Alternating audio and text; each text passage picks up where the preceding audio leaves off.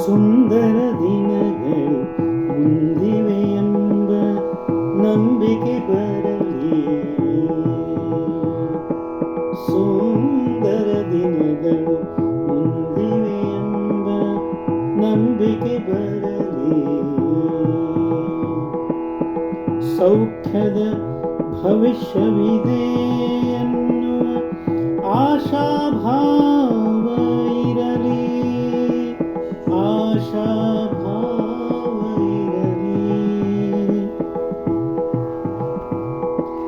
ಮನಸ್ಸು ಸದಾ ಉತ್ಸಾಹದ ಚಿಲುಮೆಯಾಗಿರಲಿ.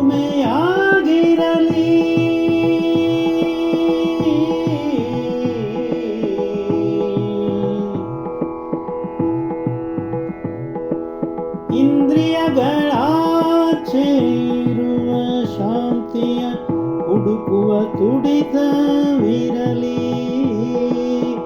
ಹುಡುಕುವ ತುಡಿತವಿರಲಿ. ಹುಡುಕುವ ತುಡಿತವಿರಲಿ. ನಿಜಾತ್ಮ ಶಿವ ನಮ್ಮೊಳಗೆ ಹುದುಗಿಸಿದ ಅಗಾಧ ಶಕ್ತಿ. ಅಗಾಧ ಶಕ್ತಿ ಉಪಯೋಗಿಸುವ ಚಾತುರ್ಯವೊಂದಿರಲಿ. ಚಾತುರ್ಯವೊಂದಿರಲಿ. ಸುಂದರ ದಿನಗಳು ಮುಂದಿವೆ ಎಂಬ ನಂಬಿಕೆ ಬರಲಿ.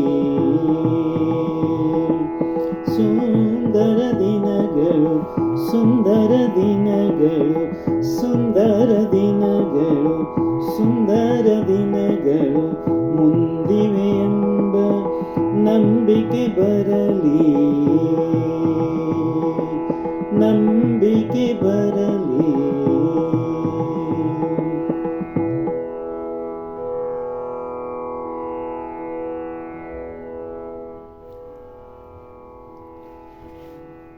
ನಾವು ಜೀವನದಲ್ಲಿ ಯಾವಾಗಲೂ ಆಶಾಭಾವನೆಯನ್ನು ಇಟ್ಕೊಂಡು ಬದುಕು ನಿಂತಿರೋದೇ ಆಶಾಭಾವನೆಯ ಮೇಲೆ.